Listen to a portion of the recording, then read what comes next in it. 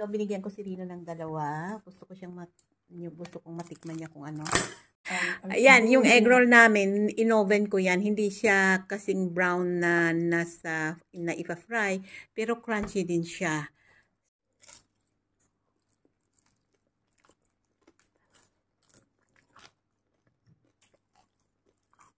Ubos niya na yung isa, may isa pang naiwan.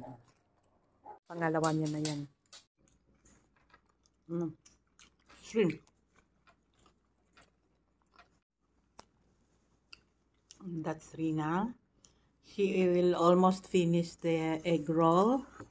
Pero with a twist kasi sa oven ko niluto yung egg roll. Kaya hindi siya masyadong... Pero malutong siya ha. Crunchy siya. Crunchy. So yun. Ayan, malapit niya nang maubos yung pangalawa niya.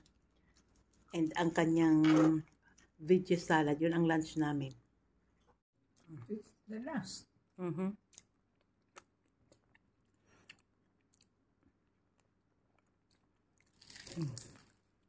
Crunchy. Good. Very good. Very good. Excellent. Excellent. How is calling Yeah. Masarap. masarap. Yun, salamat. Salamat. Yeah, yun. So, ngayon magluluto ako at titingnan natin mamaya kung magugustuhan niya itong Filipino food na ihahanda ko para sa aming pananghalian. Hello! Good morning sa lahat. Ayan, ngayong umaga magluluto ako ng lumpiang yung gulay. Yan. Ito yung sahog ko. Tofu, sibuyas at bawang. Ito shrimp. Ito yung cabbage, togi, carrots. Naglalagay na tayo ng bawang. Ay, nako, hindi pa pala mainit. So, ilagay ko na yung sibuyas, hipon, na yung shrimp. So, ilalagay ko na yung tofu. Lagyan ko na ng konting asin. Konti lang kasi hindi kami mahilig sa maalat. At saka, sweet paprika. Ayan. Lagyan ko ng soy sauce ng Pilipinas. Konti lang. Para lang magkakalasa. Kasi hindi kami naglalagay ng any, yung Maggi, ano yan, yung pampalasa, hindi, yun lang, soy sauce, sometimes nga walang soy sauce pero ngayon nilagyan ko, paprika lang talaga yan, sweet paprika, asin ang nilalagay ko pag ako nagluluto.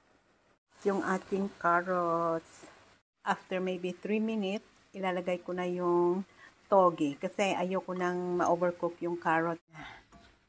So, maybe after 2 minutes, takpan ko muna after 2 minutes, ilagay ko yung aking cabbage.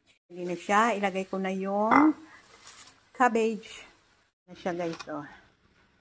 Yan, haluin ko pa.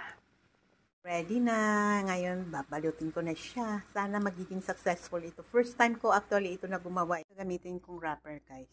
Siya. Ayan na. And then, lagyan ko na siya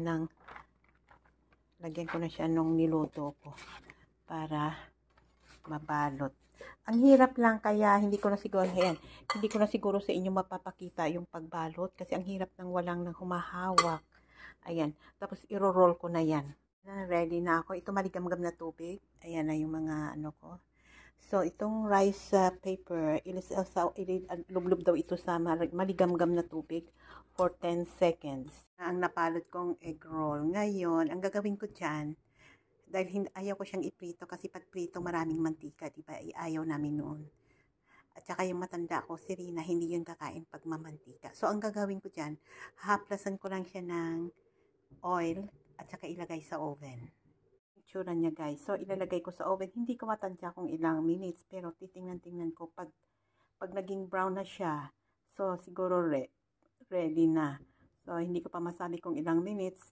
So, yan. At saka magtataka kayo kung bakit 6 lang ang ginawa ko. Yes, 6 lang para maubos namin today.